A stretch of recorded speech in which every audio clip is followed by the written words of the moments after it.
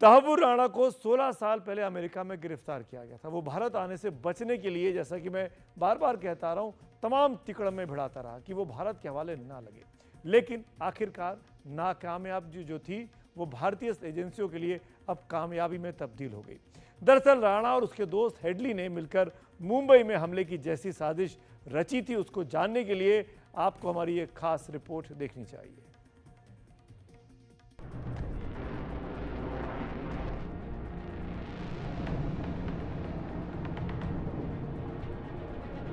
ये विमान भारत के सबसे बड़े दुश्मनों में से एक तहव्वुर राणा को लेकर हिंदुस्तान की धरती पर आया, तो इसके पीछे 6 साल तक की लगातार कूटनीतिक कोशिशें हैं।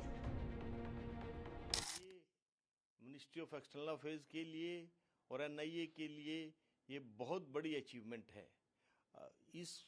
आप जानते हैं कि ये 15 साल पुराना मामला था।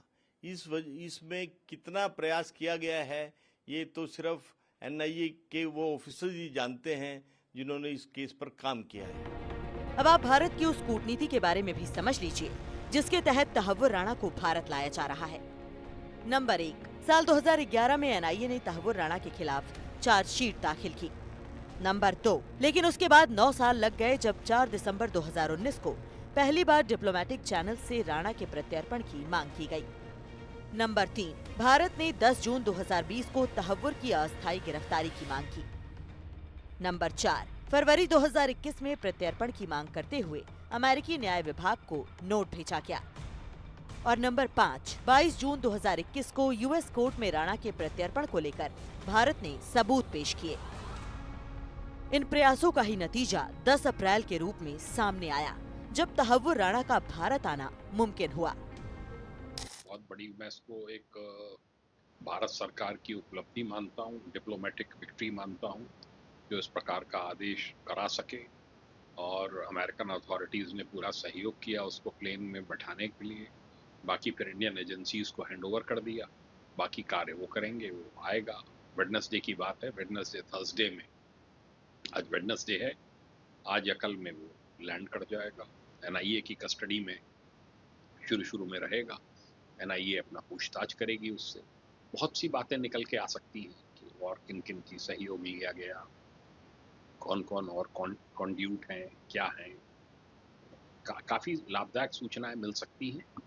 और एक मैं इसको डिप्लोमेटिक विक्ट्री तो मानता ही हूँ, क्योंकि वरना अमेरिकन्स जो हैं वो हैंडओवर करने में बहुत आनाकानी करते हैं। कनेडियन पाकिस्तानी है ये। आपकी उत्सुकता ये जानने में भी होगी कि आखिर क्यों तहव्वुर राणा भारत का मोस्ट वांटेड आतंकी है। तो तहव्वुर राणा ने 26 नवंबर 2008 के आतंकी हमले से पहले मुंबई में आकर तमाम ठिकानों की रेकी की थी। मुंबई हमले की साजिश में अहम किरदार डेविड कोलमैन हेडली का दोस्त है तहव्वुर राणा।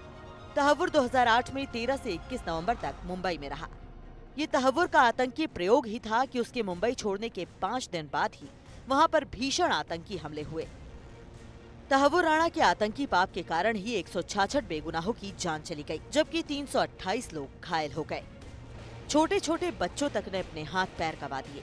उन्हीं में से एक देविका अब 27 साल की है, जो उस समय 10 साल की बच्ची थी। देविका का दर्द सुनेंगे तो आपको तहव्वुर के गुनाह ज्यादा अच्छे से समझ आएंगे। 26/11/2008 की रात में मेरे पापा, मेरे भाई, मैं, हम तीनों पूना जाने वाले थे। बांद्रा से हम सीएसटी के लिए गए थे। सीएसटी में 12 टर्मिनल प्लेटफॉर्म के सामने बैठे। उतने में मेरा भाई बोला मुझे टॉयलेट आया। पापा बोले तू जाके आ जा, फिर हम टिकट निकाल के जाएंगे। जैसे ही वो गया, अचानक से बॉम्ब स्फोट होता है, गोली फायरिंग होने लगती है। लोग भागते भागते गिर रहे, किसी के हाथ में गोली लग रही है तो किसी के पैर तो किसी के सर पर। मुझे समझ नहीं आ रहा था कि आखिर वहाँ तब सब क्या हो रहा है। तभी मेरी उम्र 9 साल 11 महीने की थी। मेरे पापा ने कहा कि बेटा हम भी यहाँ कुछ तो गलत हो रहा है। मैं जैसे मेरे पापा के साथ भागने की कोशिश करती हूँ, एक गोली आके मेरे राइट पैर में लग जाती है। गोली लगने के बाद मैं गिर गई, बेहोश हो गई। उसके पहले मैं एक शख्स को देखती हूँ जो बुटका सरीका, जिसके हाथ में बड़ी सी गन है और वो अंधाधुंध गोली फायरिंग कर रहा है। ऐसा लग रहा है हम लोगों को मार के उसे खुशी मिल रही है। उसके चेहरे पे कोई डर नहीं, कोई गिल्टी फील नहीं, कुछ ऐसा ये नहीं था। तो वो नज़ारा मैं आज तक कभी भूल नहीं पाई हूँ। तहव्वुर राणा के गुनाहों के खेल में एक अहम किरदार डेविड कोलमैन हेडली था। डेविड कोलमैन हेडली है तो अमेरिकी नागरिक, लेकिन काम पाकिस्तानी आतंकवादी संगठन लश्कर-ए-तैयबा के लिए करता था। इसलिए राणा हेडली की दहशतगर्दी वाली जोड़ी के बारे में भी जान लीजिए।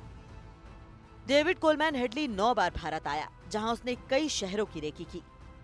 26/11 के हमलों से पहले डेडली और तहव्वुर राणा संपर्क में थे। भारत में रहने के दौरान राणा और हेडली के बीच 231 बार संपर्क हुआ। दोनों के बीच ईमेल का आदान प्रदान भी हुआ। 2009 में डेनमार्क में हमले की तैयारी भी राणा और हेडली कर रहे थे। 3 अक्टूबर 2009 को डेविड हेडली शिकागो से गिरफ्तार हुआ था। हेडली के बयान से तहव्वुर राणा शिकंजे में आया। तहव्वुर राणा को अमेरिका में 14 साल जबकि हेडली को 35 साल की सजा हुई थी। 2009 में ही एनआईए ने 26/11 हमलों को लेकर पहला केस दर्ज किया। तहव्वुर राणा और हेडली समेत 5 आतंकवादियों को आरोपी बनाया। हालांकि भारत में प्रत्यर्पण से बचने के लिए राणा ने बहुत हाथ पांव मारे, लेकिन अब की बार भारत सरकार की ऐसी फुल प्रूफ तैयारी थी कि उसकी सारी कोशिशें धरी की धरी रह गई। आप इसको केंद्रीय गृह मंत्री अमित शाह के ट्वीट से समझ सकते हैं। तहव्वुर राणा की वापसी मोदी सरकार की कूटनीति की बहुत बड़ी सफलता है, क्योंकि जिन सरकारों के शासन में बम धमाके हुए वो उसे वापस नहीं ला पाए। अब जैसे हर मुद्दे पर होता है, यहाँ भी हो रहा है। राजनीति शुरू हो गई है। 26/11 का ये क्रूर आतंकी जिसने प्लान किया था, कांग्रेस की सरकार ने चिन्हित करके लाने की प्रक्रिया शुरू कर दी थी। 26/11/2008 और आज है 10 अप्रैल 2025। इसमें 11 साल मोदी जी आपके हैं, आपकी सरकार के हैं, तो जिसे हमने चिन्हित कर लिया था 11 साल लग गए आपको लाने में। माफी मांगनी चाहिए देश से। कांग्रेस सरकार के समय हम जिस होटल में खड़े हैं, यहीं पर आतंकवादियों ने हमला किया था। ये होटल पे लोगों की जान गई थी, लेकिन कांग्रेस की सरकार ने कुछ किया नहीं आरोपियों के ऊपर सख्त सजा दिलाने के लिए, बल्कि जो पकड़ा गया था कसम उसको भी बिरयानी खिलाते थे। ये मोदी जी का दृढ़ संकल्प था कि जिन लोगों ने हमारी देश पर आंख उठाई उनको सख्त से सख्त सजा मिले। जहां कांग्रेस को खुश होना चाहिए कि भारत में आतंकी हमला करने वाला एक गुनहगार अब कानून की सजा भुगतेगा, लेकिन कांग्रेस तो उल्टा राग अलापने लगी है। अब तहव्वुर राणा आया है तो एक तरफ पाकिस्तान का काला चिट्ठा खोलेगा, तो दूसरी तरफ उससे ये भी पता चलेगा कि हमारी सुरक्षा व्यवस्था में किस खामी का फायदा आतंकी उठा लेते थे। एनडीटीवी इंडिया की रिपोर्ट।